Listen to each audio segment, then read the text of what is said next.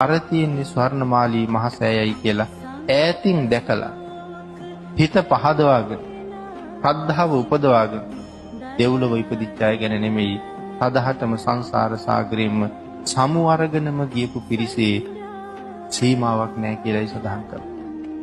එහෙමනම් වැන්දොත් කොහොමද? පිදුවොත් කොහොමද? හුණු ටිකක් කාලේප කළොත් කොහොමද? අතුපතු ගාලා දැම්මොත් මළුව කොහොමද?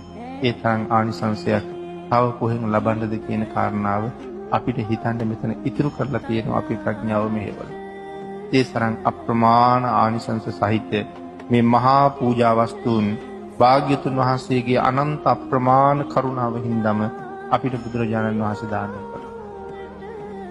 ඒ නිසාම සඳහන් කළා බුදුරජාණන් වහන්සේ කෙරෙහි යම් කෙනෙකුට ඇහි පිල්ලම් ගහන මාත්‍රයක් ප්‍රීතියක් ඇති වුණොත් ඒ ප්‍රීතියෙන් ලැබෙන ඵලය කෙනෙක් භාවනා කරලා කසින භාවනාව මුදුන්පත් කරලා කොයි තරම් මේ භාවනාව දියුණු වෙලාද